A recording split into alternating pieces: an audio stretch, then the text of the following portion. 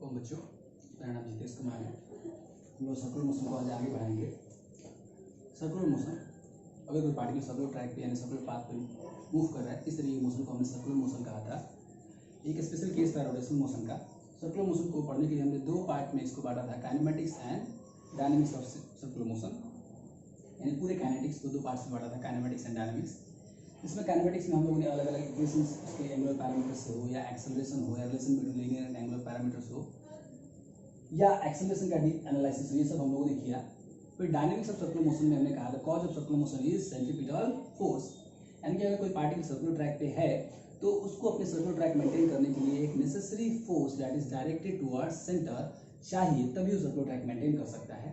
और इसी को अप्लाई किया था हम लोगों ने अलग अलग एप्लीकेशन में, एप्लीकेशन पोर्शन में, यानी कि डेली लाइफ में या कुछ मोस्ट ऑब्जर्व्ड जो सर्कुलर मोशन था उसका हम लोग अध्ययन कर रहे थे। पहले हम लोगों ने सर्कुलर टर्निंग ऑफ रोड्स देखा, यानी कि कोई भी टर्न जो रोड्स पे होती है वो नियरली सर्कुलर होती है।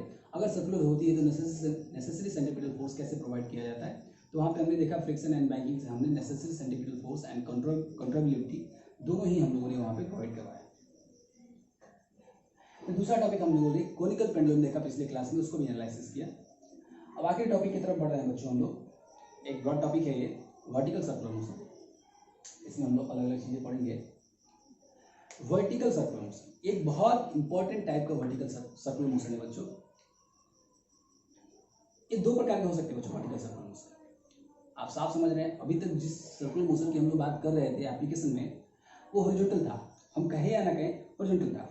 जैसे सर्कुलर टर्निंग ऑफ रोड्स की अगर हम लोग बात करें तो वहाँ पे भी जो हम टर्न लेते थे एक हॉरिजॉन्टल प्लेन में, और आपको याद होगा पूरे डायनेमिक्स में हमने सर्कुलर टर्निंग ऑफ रोड्स में सारे फोर्सेस को दो डायरेक्शन में रिजॉल्व किया था, एक हॉरिजॉन्टल और एक वर्टिकल।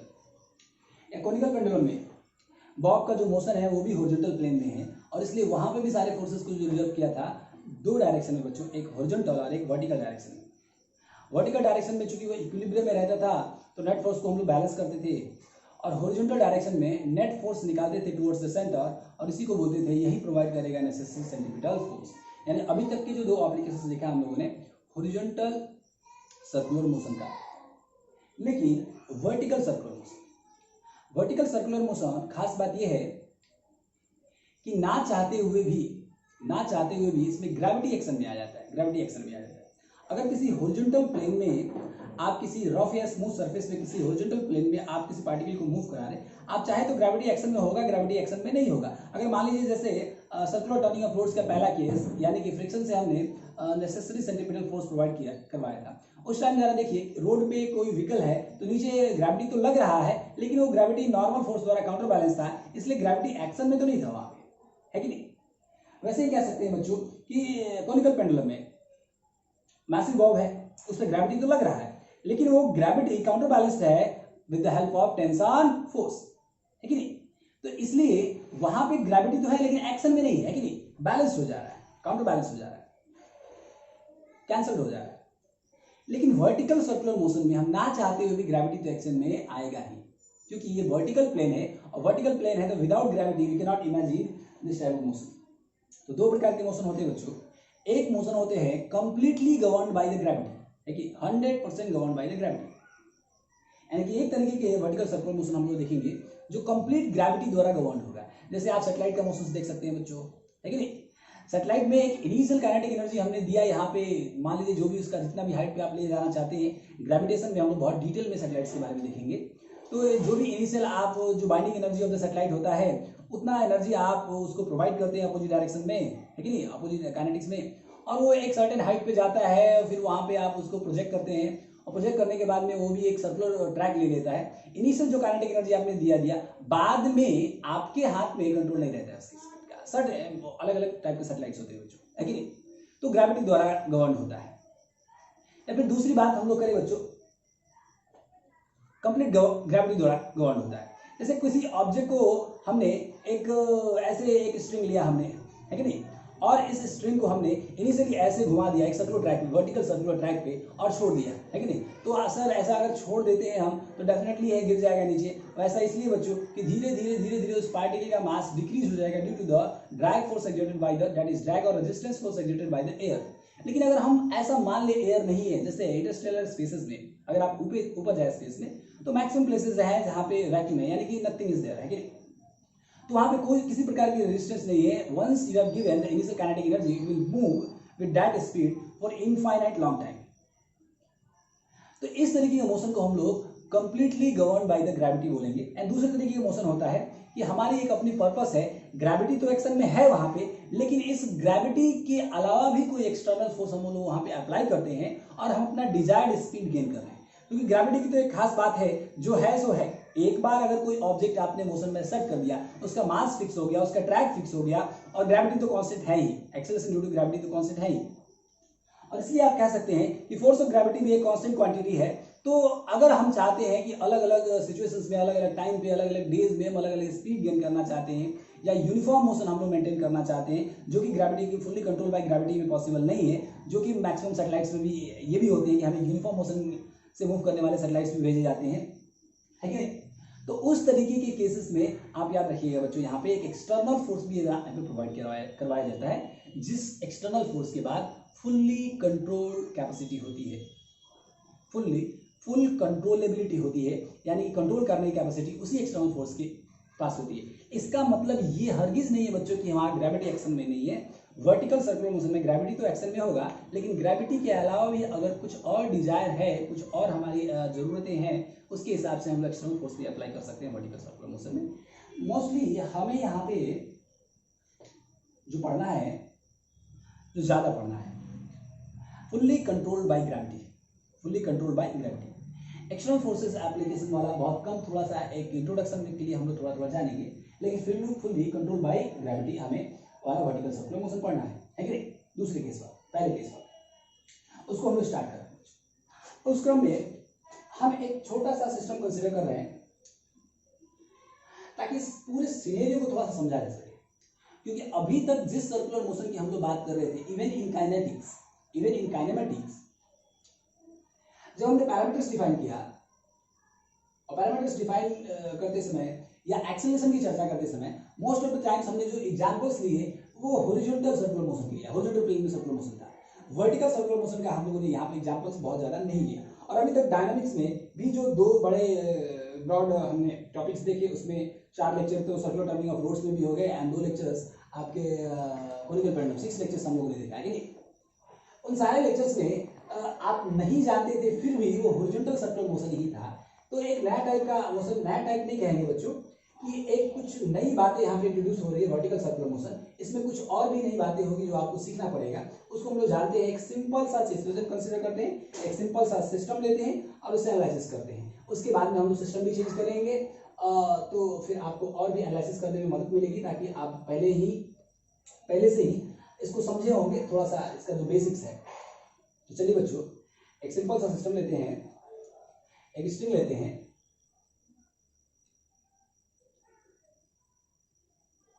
और उस स्ट्रिंग के वन एंड को एक कोई मैसिव ऑब्जेक्ट, जिसको आप बॉब बोल रहे हैं, बोलिए यहाँ पे भी, या पार्टिकल बोलिए। इन केसेस में एक स्ट्रिंग रहता है और एक बॉब लटका देते हैं, उसको एक मास उसमें अटैच कर देते हैं। ऐसे बहुत सारे चीजें आएंगी बच्चों, पेंडुलम में खास करके आएंगी, या यहाँ पे आएंगी। तो पेंडुलम में सिंपल पेंडुलम या टॉर्सनल पेंडुलम देखेंगे हम लोग ऑसिलेशंस में, या अभी हमने कोनिकल पेंडुलम देखा है। इस केस में पता नहीं है इसका क्या मीनिंग होता है कि नहीं, और ऐसा क्यों बोलते हैं वो। हो सकता है कोई साइंटिस्ट का नाम होगा कि नहीं, उसने अपने नाम पे रख दिया होगा, बॉब दे दिया वहाँ पे, और उसका मीनिंग भी डिक्शनरी में उन्होंने लिख दिया है कि नहीं, अ पार्टिकल मास। तो ठीक है, हम लोग भी बॉब बोल सकते हैं, क्योंकि मोस्ट ऑफ द राइटर्स लिखते हैं उसको बॉब, इस पार्टिकल मास को। लेकिन ये कुछ है नहीं, एक पार्टिकल मास है। जरा देखिए, एक particle mass that is bob mass attached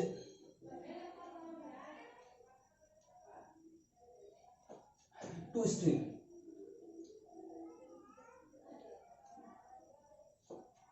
एक इंडिया फिक्स कर देते हैं, आप फिक्स कर देते हैं, मान लीजिए एक जो सेंटर ऑफ सर्किट है फिक्स कर देते हैं, और इस स्ट्रिंग को इनिशियली कुछ काइनेटिक एनर्जी दिया गया, मोशन दिया गया, इनिशियली इसमें कुछ मोशन दिया गया। आप कहेंगे कि काइनेटिक एनर्जी डिपार्ट किया गया, इसको काइनेटिक एनर्जी दिया गया, जिसकी वजह से मोशन में आया।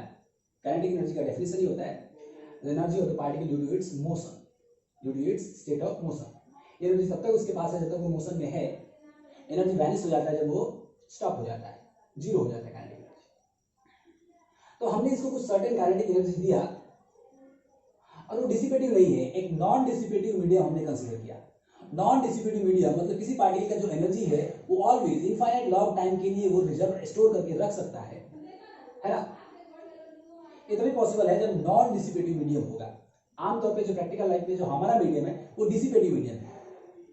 नॉन डिसिपेटिव मीडियम की बात हम लोग थोड़ा सा बहुत डिटेल में करेंगे जब हम लोग वेव्स की बात करेंगे। तो वहां पे नॉन डिसिपेटिव मीडियम का मतलब आप अगर समझना चाहते हैं तो आप समझ जाइए कि मैं बोल रहा हूं तो कुछ साउंड निकल रही है। क्यों निकल रही है? क्योंकि हमारे अंदर से कुछ एनर्जी, साउंड एनर्जी निकल रही है, दैट वेव के फॉर्म में वो प्रोपेगेट कर रही है one place to other place. अगर ये मीडियम नॉन डिसिपेटिव है, इट मींस दैट कि अगर मैं यहां पे बोल रहा हूं तो अमेरिका में भी सुनाई दे रहा है, ठीक है नहीं? क्यों? क्योंकि ये जो एनर्जी होती है पार्टिकल टू पार्टिकल ट्रांसफर होती है, ठीक है। और अगर ये मीडियम नॉन डिसिपेटिव है तो एक से दूसरे पार्टिकल में जब एनर्जी ट्रांसफर हो रही है, साउंड एनर्जी ट्रांसफर हो रही है, तो साफ साफ है वहां पे डिसिपेशन नहीं हो रही है। अगर 10 जूल की एनर्जी है तो 10 जूल ही ट्रांसफर हो जा रही है दूसरे पार्टिकल में, और ये सिलसिला इनफाइनाइट पार्टिकल्स के लिए चलता रहेगा for infinite time, non dissipative है कि नहीं? लेकिन हम जानते हैं कि यहाँ का आवाज वहां पे चौक पे अगर आप जाएं तो भी नहीं सुनाई देगा। क्यों? क्योंकि प्रैक्टिकल लाइफ में जो मीडियम होती है वो डिसिपेटिव होती है, एक से दूसरे पार्टिकल में कुछ लॉस ऑफ एनर्जीज होती है इन टर्म्स ऑफ हीट होती है, या अलग अलग टर्म्स हीट की एनर्जी के फॉर्म में वो डिसिपेट हो जाती है। तो यहाँ पे जो हम लोग कंसिडर करते हैं नॉन डिसिपेटिव मीडियम में, यानी कि वंस कोई काइनेटिक एनर्जी दिया गया वो लॉस नहीं हो रहा है, कंटिन्यूअसली मूव कर रहा है, ये मान के ही हमें चलना है बच्चों कि नॉन डिसिपेटिव एक आइडियल कॉन्सेप्ट है बच्चों। ऐसा क्यों कर रहे हैं सर? प्रैक्टिकली पॉसिबल नहीं है। तो प्रैक्टिकली पॉसिबल नहीं, ऐसा नहीं है। सर्टेन डिवाइसेस में वैक्यूम जनरेट होती है कि नहीं, वहां से एटमॉस्फेयर हटाया जाता है और बनाया जाता है। लेकिन यहाँ पे सर, यहाँ पे इसलिए कर रहे हैं बच्चों, एक रफली आइडिया आएगा हमें कि इसमें क्या हो रहा है कि नहीं। इसलिए थोड़ी सी कैलकुलेशन और एनालिसिस कॉम्प्लेक्सिटी को कम करने के लिए ऐसा हम लोग कर रहे हैं, नॉन डिसिपेटिव मीडियम लेके चल रहे हैं। खैर बच्चों, वो यहाँ चर्चा का बहुत डेप्थ में विषय नहीं है। जब हम लोग वेव मोशन पढ़ेंगे तो medium dissipative and non dissipative ये बहुत डेप्थ में चर्चा का विषय है, वहां पे हम लोग करेंगे। जरा देखिए बच्चों, मैं एक सर्कुलर मोशन सर्टेन केसेस में किया, इसलिए सर्कुलर मोशन में इनिशियल कुछ काइनेटिक एनर्जी दिया होगा, उसको कुछ स्पीड होगा, ठीक है। कहाँ पे इनिशियल काइनेटिक एनर्जी दिया जाता है इस पर भी चर्चा करेंगे कि लोअर मोस्ट पॉइंट पे हम लोग देंगे, है कि नहीं। मैं कुछ पॉइंट कंसिडर करता हूँ, अलग अलग पॉइंट्स पे इस पर चर्चा करेंगे। मैं मानता हूँ कि कोई ये पार्टिकल सर्टेन टाइम पे यहाँ पे है, लोअर मोस्ट पॉइंट, अब इसको कुछ भी नाम दे दीजिए, या ये मूव कर रहा है कंटिन्यूअसली, तो कभी अपर मोस्ट पॉइंट पे हो सकता है, कभी लोअर मोस्ट पॉइंट पे हो सकता है, मैं इसको ए नाम दे दे रहा हूं। कभी यहां पे एग्जैक्टली मिडवे हो सकता है, मिडवे मींस ये लोअर अपर मोस्ट और ये लोअर मोस्ट, इसके बीच, यानी कि इनका हाइट, आप यहां से किसी को रेफरेंस ले, लोअर मोस्ट को अगर रेफरेंस ले 2r हो जाएगा, रेडियस डायमीटर हो रहा है, तो इसके r हाइट पे, यानी कि मिड पॉइंट पे अगर कोई एक पॉइंट हम लोगों ने ले लिया बच्चों, यहाँ पे सर्कुलर मोशन है वहां पार्टिकल, मैं सिर्फ स्ट्रिंग को नहीं दिखा रहा हूँ बच्चों, यहाँ पे बॉब को दिखा रहा हूँ, यानी कि पार्टिकल को दिखा रहा हूँ। यहाँ पे भी कोई मिड में ले लीजिए और एक कोई और ले लीजिए बच्चों, है कि नहीं। ये तो अपर मोस्ट हो गया, ये मिडवे हो गया, ये लोअर मोस्ट हो गया, इसके बीच में भी कोई पॉइंट ले लीजिए, यहाँ पे भी एक पॉइंट ले लीजिए, यहाँ पे भी एक पॉइंट ले लीजिए, है ना।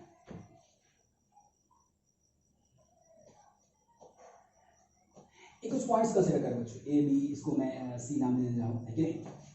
इसको आप डी नाम दे दीजिए, इसको ई नाम दे दीजिए, ये भी पॉइंट ले सकते हैं, इसको आप ई नाम दे दीजिए, यहाँ पे मैंने इसको दे दीजिए ई, इसको एफ नाम दे दीजिए, इसको जी नाम दे दीजिए।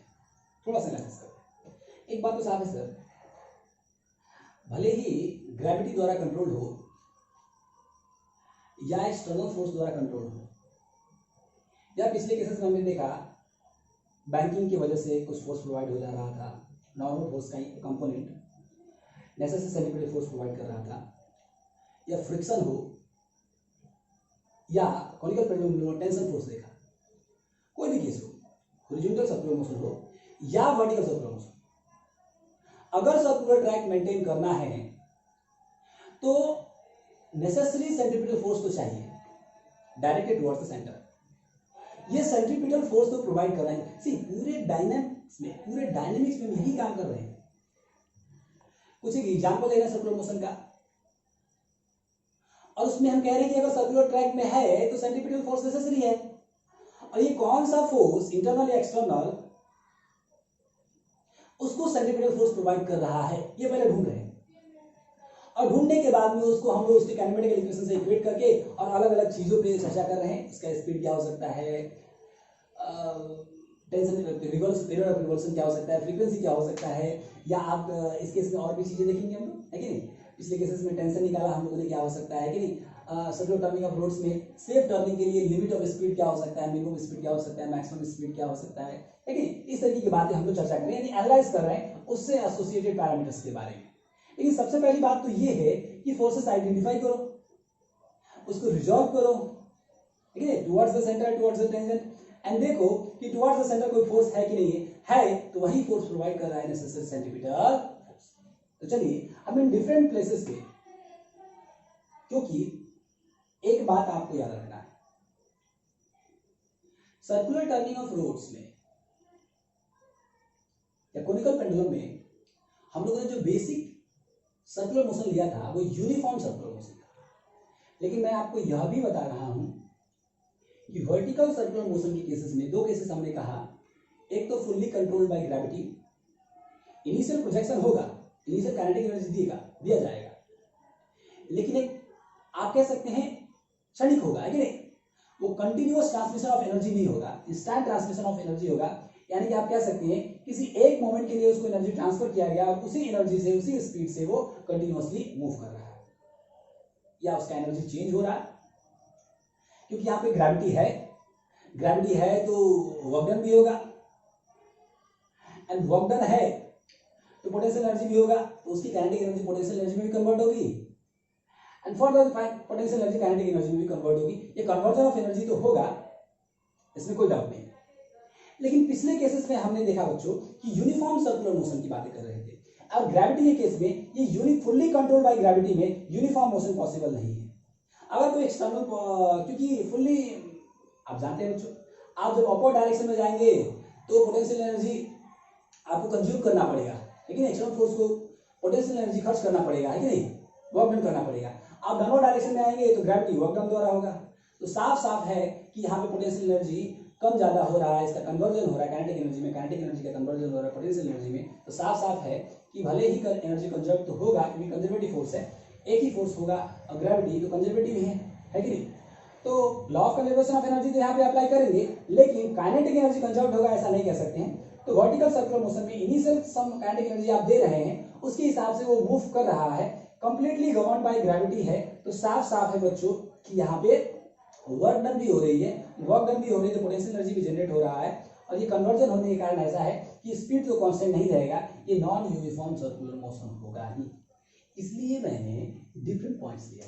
अभी तक देखा आपने सर्कुलर टर्निंग ऑफ रोड्स में भी अलग अलग पॉइंट नहीं लिया है, कोई सर्टेन पॉइंट ले लिया कि इस पॉइंट पे हम लोग टर्न कर रहे हैं, और उससे जो भी एनालिसिस किया, जो भी एक्सप्रेशन डिराइव किया, हमने सब पे वो ला दिया कि ये सारे पॉइंट्स के लिए वैलिड है, किसी प्रकार के टर्निंग ऑफ रोड्स के लिए वैलिड है इन डिफरेंट सिचुएशंस।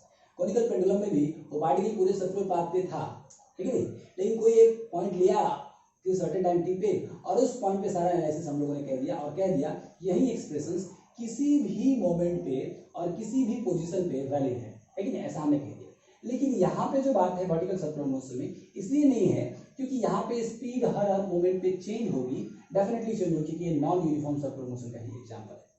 ठीक है बच्चों, पिछले केसेस में नहीं थी, इसलिए मैंने कुछ ये 5, 6, 7 पोजीशंस ले लिया है। इसके बारे में अध्ययन करेंगे, कैसे स्पीड घट रहा है, बढ़ रहा है, कहाँ जा रहा है, किस पॉइंट पे कितना हो सकता है, इसको कैसे निकालेंगे, टेक्निक क्या होगा, है कि नहीं, अलग अलग चीजें सीखेंगे बच्चों। ठीक है, चलिए बच्चों, सबसे पहले आते हैं हम लोग यहाँ पे डाउन। अब जरा देखिए बच्चों, एक बात तो साफ है कि मास है इसके पास m, तो नीचे एक फोर्स लगेगा, force of gravity, that is mg लगेगा। आप यह भी बात जानते हैं बच्चों, यहाँ पे ये स्ट्रिंग है,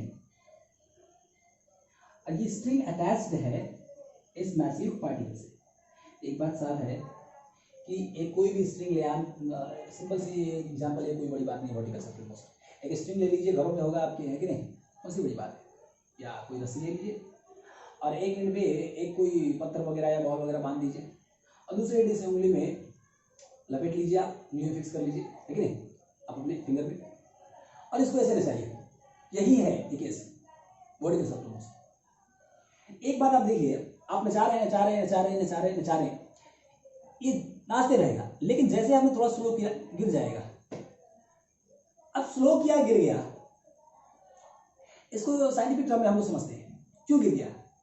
जैसे ही रस्सी लूज हुआ ये गिर गया, जैसे ही रस्सी लूज हुआ ये गिर गया, यानी रस्सी ऑलवेज टाइट होना चाहिए। जब तक ये रस्सी टाइट था, जब तक ये मूव कर रहा था, जैसे रस्सी लूज हुआ ये गिर गया। यानी कि रस्सी ऑलवेज टाइट होनी चाहिए बच्चों, और रस्सी अगर टाइट है, फुल टाइट है, तो डेफिनेटली इसमें टेंशन फोर्स डेवलप होगा। और यह टेंशन फोर्स अपने में हो रहे टाइटनेस, दैट इज डिफॉर्मेशन का करेगा अपोज, डिफॉर्मेशन का करेगा अपोज।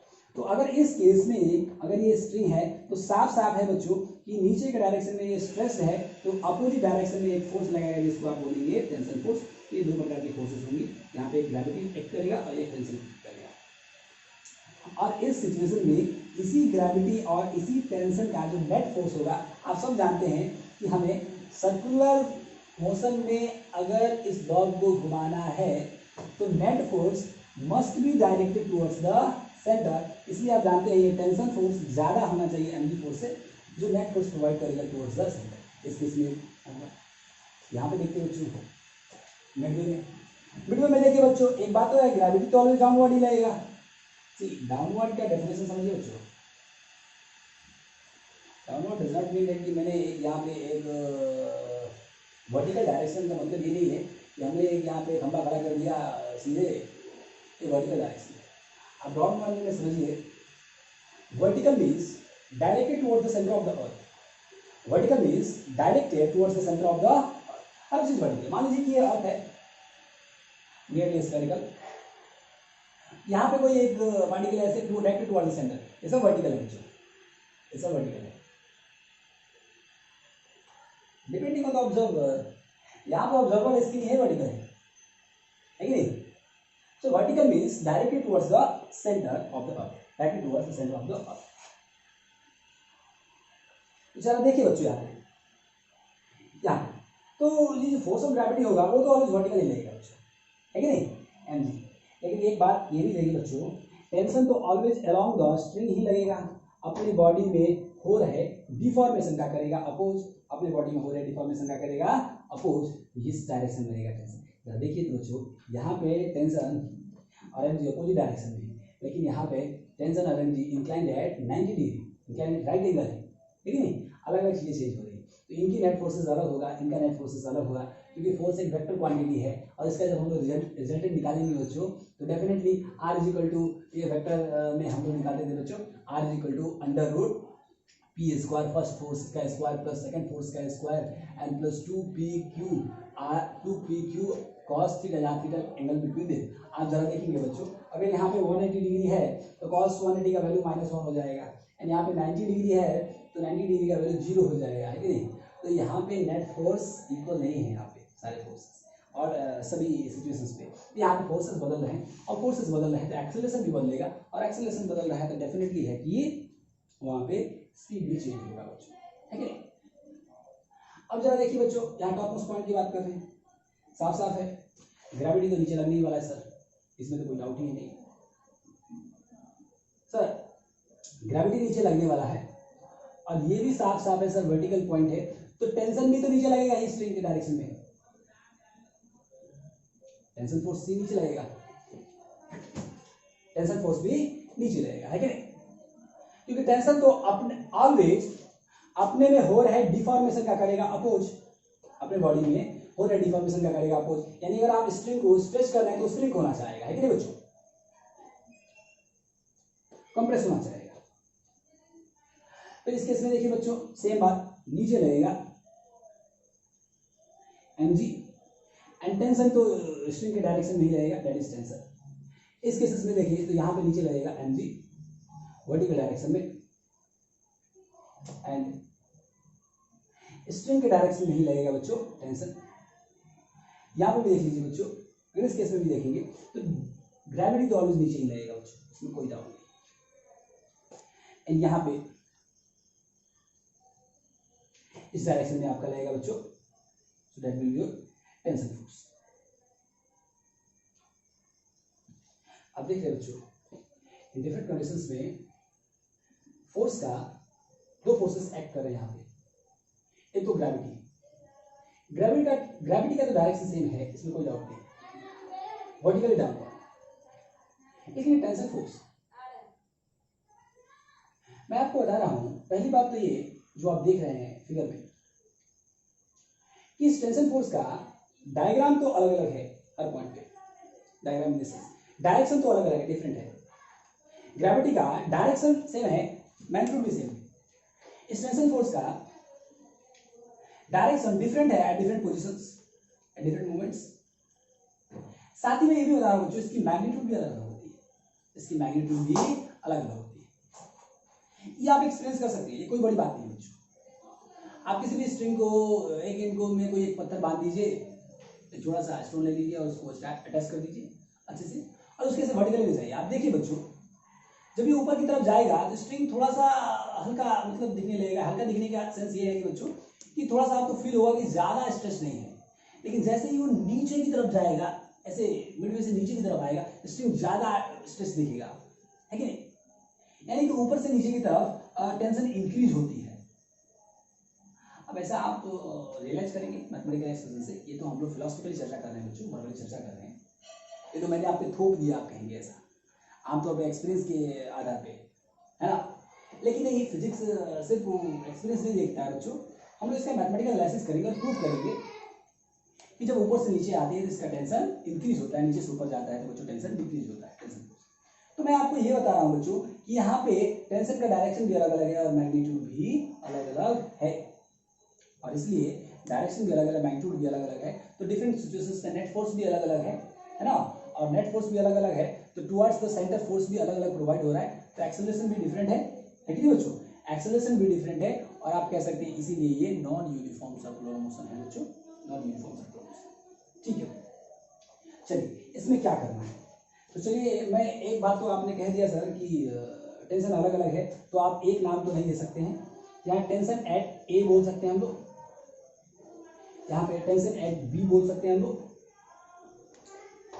टेंशन एट सी बोल सकते हैं हम लोग, टेंशन एट बी बोल सकते हैं हम लोग, एफ है टेंशन एट एफ बोल सकते हैं, टेंशन एट ई बोल सकते हैं। अच्छा, ये सर फोर्सेस तो आइडेंटिफाई कर दिया, कुछ और बताइए। दूसरा काम क्या करते हैं, इस फोर्सेस को रिजॉल्व करते हैं दो डायरेक्शन में, टुवर्ड्स द सेंटर एंड यहाँ पे towards the tangent. Towards the centre यानी कि सेंटर के डायरेक्शन में जो फोर्सेस होगा वही प्रोवाइड करेगा नेसेसरी सेंट्रीपिटल फोर्स। आते हैं बच्चों, सही, अपर मोस्ट पॉइंट से आते हैं। यहां तो दोनों ही फोर्सेस आपको ऑलवेज टुवर्ड्स द सेंटर ही है। तो अगर हम लोग अपर मोस्ट की बात करें, यहाँ पे अपर मोस्ट पॉइंट ए नाम दिया है बच्चों हमने। तो देखिए बच्चों, दोनों ही फोर्सेस को रिजॉल्व करने की जरूरत नहीं, क्योंकि दोनों forces already towards the centre है, तो रिजॉल्व करने की जरूरत ही नहीं है बच्चों। लेकिन दोनों सेम डायरेक्शन में है, तो एक टीए एंड प्लस एमजी है बच्चों, और यही टीए प्लस एमजी प्रोवाइड करेगा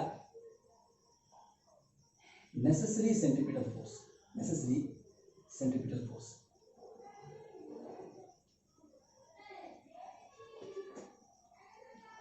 force that is M V square upon are.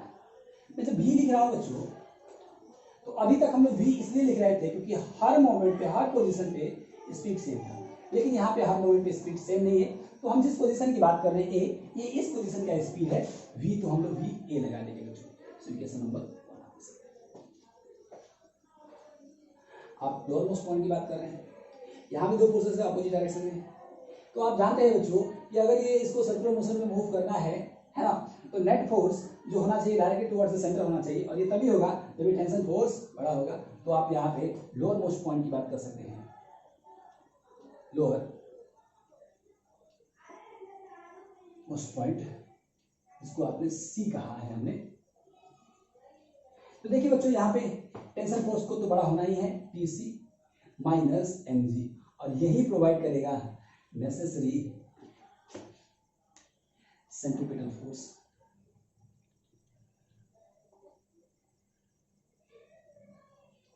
जिसको आप बोलेंगे mv c² and divide by r।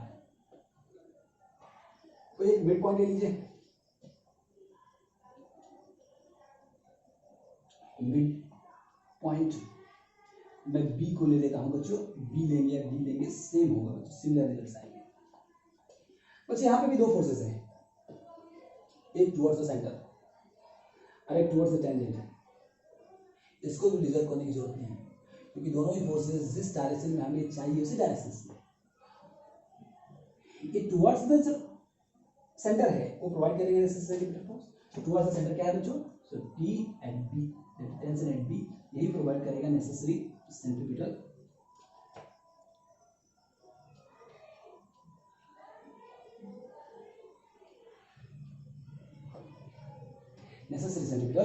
Force.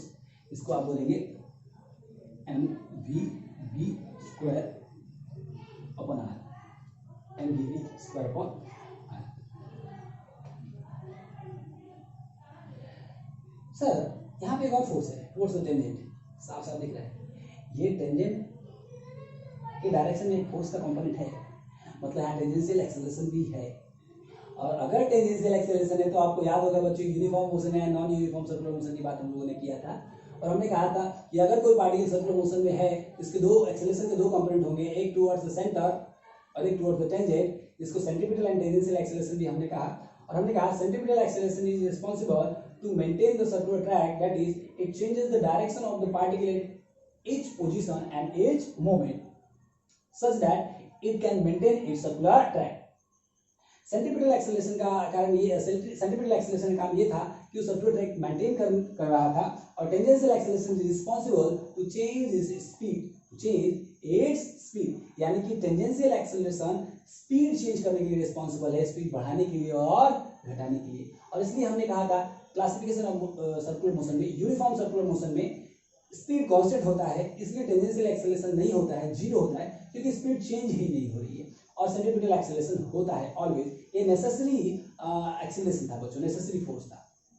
और अगर टेंजेंशियल एक्सेलरेशन है तो इसको हम यूनिफॉर्म सर्कुलर मोशन नहीं कहेंगे, नॉन यूनिफॉर्म सर्कुलर मोशन, क्योंकि अगर टेंजेंशियल एक्सेलरेशन है तो स्पीड को चेंज करेगा, है कि नहीं, either that will increase or that will decrease depending on the situation, है कि नहीं, depending on the direction of the tangential force और acceleration, है कि नहीं, डिफरेंट कंडीशंस में देखेंगे कब इंक्रीज हो रहा कब डिक्रीज हो रहा। एक बात तो साफ है बच्चों, एक बात साफ है कि यहाँ पर टेंजेंशियल फोर्स है और इसलिए यहाँ पे स्पीड चेंज हो रही है, स्पीड चेंज हो रही है, इंक्रीज हो रही है कि डिक्रीज हो रही है वो देखेंगे हम लोग आगे बच्चों, है कि नहीं। तो ये mg हमें टेंजेंशियल फोर्स प्रोवाइड करेगा बच्चों। यहाँ पे भी देखिए सेम चीज, this TD will provide necessary centripetal force because it is only directed towards the center, है कि नहीं। And this mg, that is force of gravity, is responsible to change the speed, यानी कि यहाँ पे भी स्पीड चेंज हो रही है, यानी जिस बात को हमने कहा था कि vertical circular motion fully control by जो ग्रेविटी वाला केस है वो डेफिनेटली एक नॉन यूनिफॉर्म सर्कुलर मोशन है, वो यहाँ पे जस्टिफाई होता दिख रहा है बच्चों, है कि नहीं। अब जरा देखिए कोई एक आर्बिट्रेरी सिचुएशन देख रहे हैं बच्चों, यहाँ पे देख लीजिए, मान लीजिए ये है सेंटर पे कुछ एंगल बना रहा है, ये एंगल थीटा है, ये एंगल थीटा है, ये तो ऑलरेडी वर्टिकल है बच्चों। अब इस टेंशन का कंपोनेंट निकालेंगे बच्चों, टेंशन का दो कंपोनेंट निकलेगा, है ना। टेंशन तो ऑलरेडी टुवर्ड्स द सेंटर है, इस mg के दो कंपोनेंट निकलेंगे बच्चों, एक तो टुवर्ड्स द सेंटर और एक टुवर्ड्स द टेंजेंट। तो अगर टुवर्ड्स द सेंटर निकालेंगे बच्चों तो यहाँ पे mg cos थीटा हो जाएगा, एंड टुवर्ड्स द टेंजेंट निकालेंगे यहाँ पे mg sin थीटा हो जाएगा। यहाँ पे भी आपको साफ दिख रहा है बच्चों, अगर इसकी बात करें बच्चों तो यहाँ पे भी साफ दिख रहा है बच्चों। जरा देखिए net force towards the centre क्या है, एट F की बात करें, विजुअल ना, जरा देखिए बच्चों नेट फोर्स एट F की बात करें बच्चों, टुवर्ड्स द सेंटर कौन कौन सा फोर्स है, तो एक है बच्चों already tension eight F, and दूसरा फोर्स है mg cos theta. So this net force directed towards the center will provide necessary centripetal force, and we can equate it to the kinematical equation, that is mv square upon r. Since speed is not considered everywhere, we can take here the new name, that is v at f, v mvf square upon r.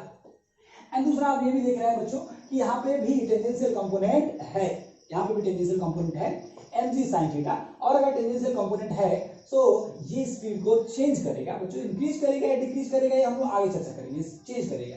तो साफ साफ दिख रहा है यहाँ पे भी speed change हो रहा है, यहाँ पे भी हमारा बात जस्टिफाई होते दिख रहा है कि vertical circular motion fully controlled by gravity is in case of non uniform circular motion. अब सवाल ये है कि डिफरेंट प्लेसेस पे ये इक्वेशंस हम लोग लिख रहे हैं, है कि इसका क्या पर्पस है बच्चों? इसका पर्पस ये है कि डिफरेंट केसेस में स्पीड लिखेंगे, इक्वेशंस लिख के इन्हीं इक्वेशंस की मदद से इनके स्पीड के बारे में थोड़ा सा हम लोग चर्चा करेंगे, एंड टेंशन फोर्स के बारे में चर्चा करेंगे, और मैं आपको कुछ टेक्निक बताऊंगा, क्योंकि मैं आपको बता रहा हूँ वर्टिकल सर्कुलर मोशन थोड़ी सी कॉम्प्लेक्स टाइप का मोशन है। इसकी जो एनालिसिस है, हम लोग इसको एक फॉर्मूला में तो नहीं बांध सकते हैं बच्चों। इसका कारण ये है बच्चों, कोई अगर पार्टिकल सर्कुलर ट्रैक पे है तो आप साफ साफ दिख रहे हैं कि टेंशन फोर्स कांस्टेंट नहीं है, और इसको ऐसा नहीं है कि पहली बार हम लोग देख रहे हैं, पार्टिकल डायनेमिक्स में बहुत डेप्थ में चर्चा किया हम लोगों ने। टेंशन फोर्स के बारे में जब हम लोग 4 फंडामेंटल फोर्सेस की बातें करते थे, ग्रेविटेशनल फोर्स, इलेक्ट्रोमैग्नेटिक फोर्स, या स्ट्रॉन्ग न्यूक्लियर फोर्स या वीक न्यूक्लियर फोर्स, और फिर जब हम लोगों ने काम करना शुरू किया डायनामिक्स में, तो कुछ इंपॉर्टेंट फोर्सेस जो हमने कहा, कुछ सब टाइप्स ऑफ फोर्सेस की हमने बात किया, उसमें मोस्टली फ्रिक्शन फोर्स था, टेंशन फोर्स था, नॉर्मल फोर्स था, स्प्रिंग फोर्स था, इलास्टिक फोर्स था, फोर्स ऑफ ग्रेविटी था, है कि नहीं। इस तरह के फोर्सेस जब हम लोगों ने देखा तो वहाँ टेंशन फोर्स की बातें हम लोगों ने किया था, और टेंशन फोर्स में भी बहुत डिटेल में हम लोगों ने वहाँ पे चर्चा किया था बच्चों, है कि नहीं। आप चाहे तो वहाँ पे जाके आप देख सकते हैं, पुराने नोट्स अपने देख सकते हैं। और हमने कहा था कि किसी भी स्ट्रिंग का टेंशन इक्वल कब रहता है, एवरी पॉइंट पे, उस स्ट्रिंग के हर पॉइंट पे वो टेंशन इक्वल कब रहता है, या हर टाइम पे कब इक्वल रहता है, जब वो स्ट्रिंग मासलेस हो, यानी कि वेरी लाइट स्ट्रिंग हो, या वो स्ट्रिंग बीच में कहीं किसी मैसिव ऑब्जेक्ट से टच नहीं हो रहा हो, तब तक वो स्ट्रिंग का कांस्टेंट था, है कि नहीं। साथ ही साथ हमने देखा था कि हॉरिजॉन्टल इक्विलिब्रियम में रहेगा या वर्टिकल इक्विलिब्रियम में रहेगा, अलग अलग केसेस में टेंशन की बातें हम लोगों ने देखा था। यहाँ पे साफ साफ है स्ट्रिंग ना ही हॉरिजॉन्टल इक्विलिब्रियम में, ना ही वर्टिकल इक्विलिब्रियम में, तो यहाँ पे तो साफ है कि इस पॉइंट पे भी टेंशन अलग अलग है, लेकिन हम लोग बात उस स्ट्रिंग के इस पॉइंट की बात नहीं कर रहे हैं, हम लोग मोशन के इस पोजीशन की बात कर रहे हैं, तो यहाँ पे टेंशन डिफरेंट होगा, आगे हम लोग ये भी करें। तो पहली बात तो हम लोगों ने ये कहा कि टेंशन डिफरेंट होगा। ये भी देखिए बच्चों कि इस सर्कुलर ट्रैक पे आप किसी भी एक छोटे से टुकड़े को ले लीजिए, इनफाइनाइट नंबर ऑफ पोजीशन से, यानी कि इनफाइनाइट पोजीशंस में इनफाइनाइट डिफरेंट वैल्यूज के टेंशंस वहाँ पे डेवलप हो रहे हैं, ठीक है। तो इस तरीके की बातों को किसी फॉर्मूला में मतलब डाल देना संभव नहीं है, लेकिन हाँ इन सर्टेन सिचुएशंस जो कि प्रॉब्लम में मैक्सिमम यूटिलाइज होती है, कुछ फार्मूला तो हम लोग ड्राइव करेंगे यहाँ पे, इसमें कोई डाउट नहीं है बच्चों, इसमें तो कुछ 5-7 फार्मूला तो ड्राइव करेंगे, लेकिन उससे भी ज़्यादा इम्पॉर्टेंट ये है, अगर आप खास करके जे और नीट, यानी कि आप जे या मेडिकल प्रिपरेशन के लिए अगर आप प्रॉब्लम सॉल्व करना चाहते हैं, तो उससे भी ज़्यादा जरूरी इस टॉपिक में ये है कि ये प्रोसीजर सीखिए बच्चों, कि किस प्रोसीजर से मैं इन फार्मूलाज को डिराइव कर रहा हूँ। अगर इस प्रोसीजर को आप समझ गए, आप law of conservation of energy आप बहुत ही अच्छे से अप्लाई करना सीख गए बच्चों, तो डेफिनेटली ये वर्टिकल सर्कुलर मोशन का प्रॉब्लम आपके लिए बहुत ही मतलब आप लोग उंगलियों पे इसको नचाएंगे, लेकिन खेलेंगे ऐसे, आप खेलेंगे इसके साथ। बहुत सारे बच्चे या बहुत सारे टीचर खुद कंफ्यूज रहते हैं इसमें कि नहीं, इस टॉपिक पे, लेकिन मैं बता रहा हूँ कि जो प्रोसीजर हम लोग कैसे लॉ ऑफ कहाँ से स्टार्ट करना है, इनिशियल पॉइंट क्या है एनालिसिस का, और law of conservation of energy कैसे अप्लाई करना है कि नहीं सर्टेन सिचुएशंस में, इस बात को अगर आप अच्छे से समझ गए बच्चों, तो आप इस तरीके के प्रॉब्लम्स के साथ खेलने लगेंगे, है कि नहीं। तो मैं कह रहा हूँ कि फॉर्मूला से ज़्यादा इंपॉर्टेंट इस टॉपिक में जो प्रोसीजर है, जो डेरिवेशन है, जो टेक्निक्स है, उसको सीखना जरूरी है आपके लिए। तो चलिए बच्चों स्टार्ट करते हैं हम लोग।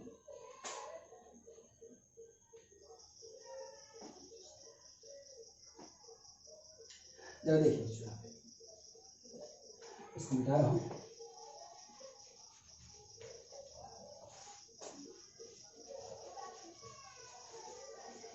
In certain special cases, ले रहे हैं। बच्चों जरा देखिए, एक सवाल है मेरा, जब कोई पार्टिकल नीचे से ऊपर जा रहा है तो आप जान रहे हैं बच्चों, सिंपल सी बात, नीचे से ऊपर जा रहे हैं तो ज्यादा फोर्स लगाना पड़ेगा, ठीक है। अगर ये स्प्रिंग ऐसे करना चाह रहे हैं तो ज्यादा फोर्स लगाना पड़ेगा बच्चों, ठीक है, नीचे से फोर्स ऊपर देना पड़ेगा। लेकिन जैसे ऊपर गया बच्चों तो यहाँ नीचे आने में कुछ दिक्कत नहीं, बिकॉज ग्रेविटी है। तो सिंपल सा केस है। आप लीनियर मोशन की बात करें तो ये एक ऑब्जेक्ट है, इसको नीचे से ऊपर ले जाना है तो एक्सटर्नल एजेंट को, एक्सटर्नल फोर्स को ओवर करना पड़ेगा अगेंस्ट ग्रेविटी। लेकिन अगर इसको नीचे लेके जाना हो तो कोई एक्सटर्नल एजेंट की जरूरत नहीं है, अगर आप कंट्रोल्ड मोशन नहीं कर रहे हैं तो, ठीक है।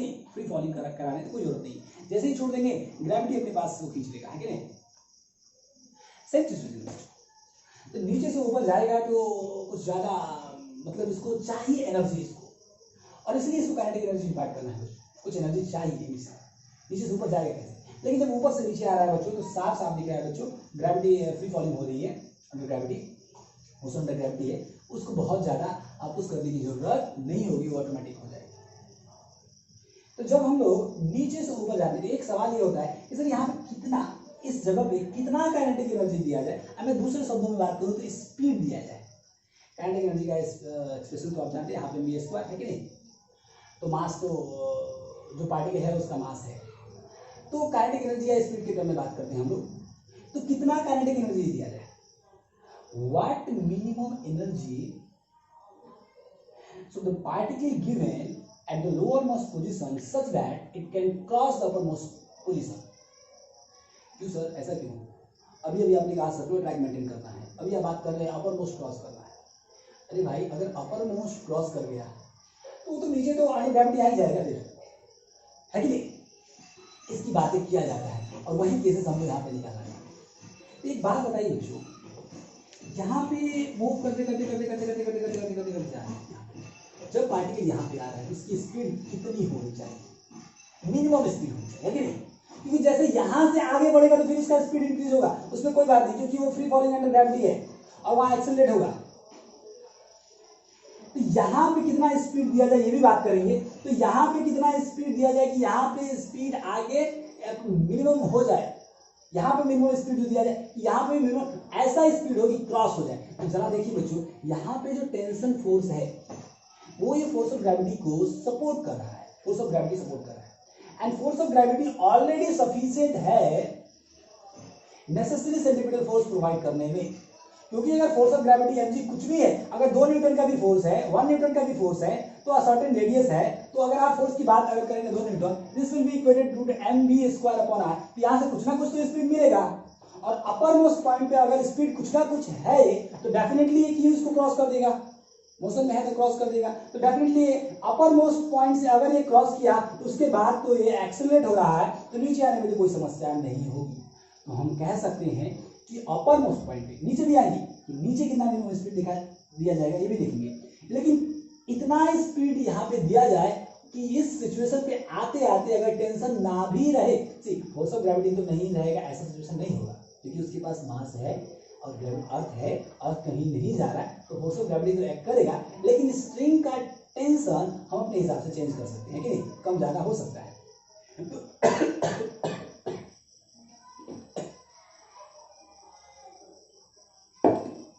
तो हम कह सकते हैं कि यहाँ पे उतना स्पीड दिया जाए मिनिमम, ताकि ये ऊपर जाते जाते अगर टेंशन का वैल्यू 0.0000000001 न्यूटन भी होता है, यानी कि टेंशन फोर्स टेंस टू 0 यानी अबाउट 0 भी होता है, तो भी कोई बात नहीं, एग्जैक्ट 0 नहीं कहेंगे। मैथमेटिकल कैलकुलेशन के लिए हम लोग एग्जैक्ट 0 लेंगे, लेकिन एग्जैक्ट 0 नहीं। अगर एग्जैक्ट 0 हो गया यानी कि स्ट्रिंग स्लाइड डाउन हो जाएगा, है कि नहीं, वो सिंक हो जाएगा, स्ट्रिंग स्ट्रेच ही नहीं रहेगा, तो वो कैसे मूव करेगा, सर्कुलर ट्रैक कैसे मेंटेन करेगा। लेकिन 0 नहीं, 0 से थोड़ा ज्यादा होना चाहिए, यानी कि टेंस टू 0 की बात हम लोग करेंगे। अगर यहाँ टेंशन फोर्स नहीं भी सपोर्ट कर रहा है सेंटीमीटर फोर्स में, तो भी यहाँ पे एक स्पीड है, उसी केसेस को हम लोग यहाँ पे लेके चलने वाले बच्चों। तो एक स्पेशल केस लेके चलने वाले हैं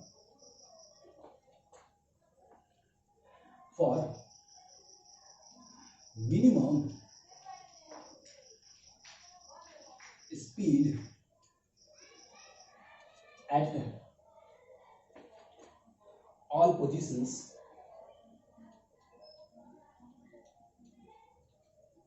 the tension at A tends to 0 approximately, mathematics में 0 लेंगे। एंड इन दिस केस इसको अगर इक्वेशन नंबर 1 हम लोग लेते हैं तो फ्रॉम 1 की बात करें, so that is TA plus mg, ये था mVA स्क्वायर। मैं यहाँ पे VA मिनिमम की बात कर रहा हूँ, VA minimum square divide by R। तो चूंकि मिनिमम की बात करेंगे तो यहाँ पर टेंशन का वैल्यू हमें 0 लेंगे, और 0 लेंगे तो that will be your mg will be equal to mV at A। Minimum लेंगे बच्चों, हम लोग मिनिमम की बात कर रहे हैं, स्क्वायर अपॉन R। ये साफ साफ दिख रहा है, ये mm कैंसिल हो रहा है, यहाँ से VA एंड मिनिमम की बात करें हम लोग एंड होल स्क्वायर की बात करें, ये हो जाएगा RG, और अगर ये स्क्वायर हटा दिया तो ये हो जाएगा √RG। तो साफ साफ दिख रहा है कि अगर हम लोग टेंशन का फोर्स 0 भी लेते हैं अपर मोस्ट पॉइंट पे, तो एक स्पीड है RG जो रेडियस है एक्सेलरेशन ड्यू टू ग्रेविटी, अगर इस स्पीड से मूव कर रहा है तो इस पॉइंट को क्रॉस तो कर ही जाएगा, और क्रॉस कर जाएगा तो नीचे आने में कोई तकलीफ नहीं होगी, इस बात को भी हम लोग देखेंगे। तो अगर हम टेंशन को अपर मोस्ट पॉइंट पे मिनिमम लेते हैं तो वहाँ पे स्पीड भी मिनिमम होगा, क्योंकि साफ दिख रहा है कि ये फोर्स प्रोवाइड कर रहा है, ज़्यादा स्पीड, क्योंकि उसी फोर्स को हम लोग mv स्क्वायर अपॉन R से इक्वेट करेंगे।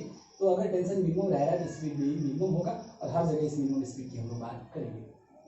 ठीक है बच्चों, तो आज की क्लास में इतना ही, अगली क्लास में इस डेरिवेशंस को आगे बढ़ाएंगे। Thank you very much.